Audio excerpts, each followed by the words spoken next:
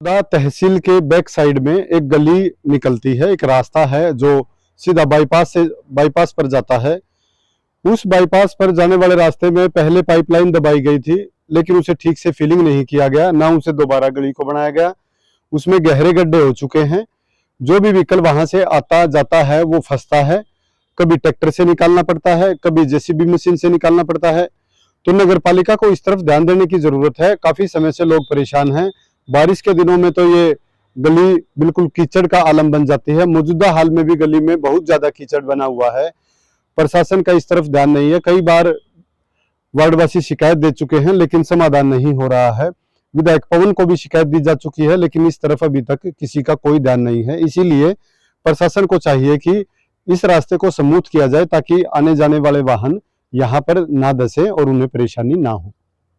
Kharkhoda PWD rest house में इनेलो party के नेता, पूर्व एसपी और द्रोणाचार्य अवार्डी अनूप दहिया और खरखोदा इनेलो हल्का अध्यक्ष बलवान नंबरदार शहरी ने प्रेस कॉन्फ्रेंस की, जिसमें बलवान शहरी ने कहा कि खरखोदा में विकास के कार्य तो होना दूर की बात है, भ्रष्टाचार को लगातार बढ़ावा मिल रहा है।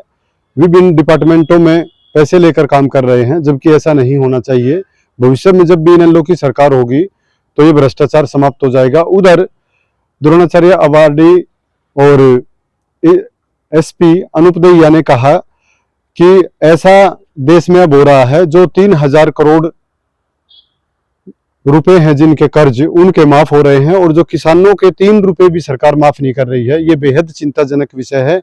हरियाणा में गुंडागर्दी चल रही है, यूपी ठीक है, तो यूपी की तर्ज पर यहाँ भी गुंडाराज खत्म होना चाहिए। हो रहे हैं, धमकियां दी जा रही हैं और क्राइम पर कोई कंट्रोल नहीं सरकार का।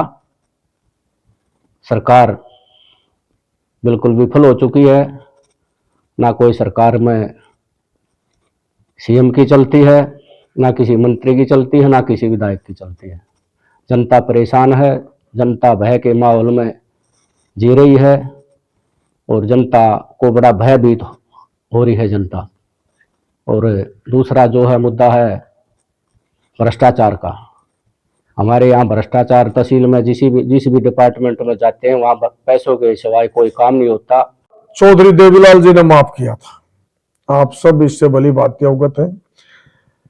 और आज जो कर्जा माफ किया जा रहा है, अरे भाई अडानी अंबानी उनके पास तो वैसे ही पैसे बहुत है। किसी गरीब का कर्जा माफ करिए, किसी गरीब के घर में चूल्हा जलाइए।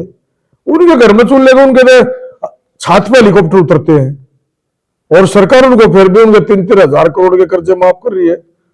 हमारे किसी किसान के 3 रुपए का कर्जा माफ नहीं कर रहे। ऐसा क्यों है? ये भेदभाव क्यों? ये भेदभाव सरकार से मेरा अनुरोध है, इस भेदभाव को छोड़कर गरीब को उभारा दीजिए।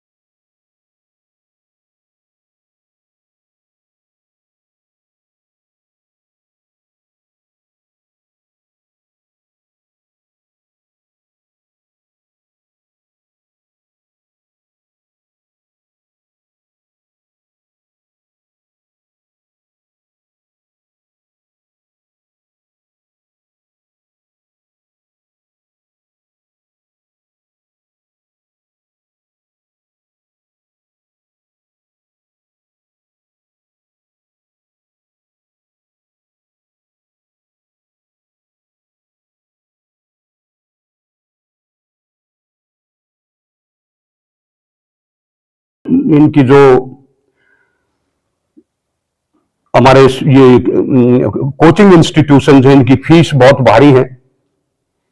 जो ऐसा है बच्चे हैं जिनके माता पिता कमजोर स्थिति में हैं या माता पिता नहीं हैं, उनको हम कोशिश करेंगे कि उनकी फीस भी हम भरें। अच्छी जगह हमारे बच्चों का अगर एडमिशन होता है, चाहे वो किसी भी जाति से है, एमबीबीएस में, मैनेजमेंट में, और बहुत सी चीजें हैं जहां भारी फीस लगती है। हम कोशिश करेंगे उनको समाज से सत्यापित करवा के कि वास्तव में कमजोर वर्ग में आते हैं, तो हम उनकी फीस भी बढ़ाएंगे। खरगोदा में डॉक्टर सेठी के अमर अस्पताल में अब आधुनिक ओटी का हुआ निर्माण। अब खरगोदा में ही मिलेगी आधुनिक चिकित्सा सुविधाएं।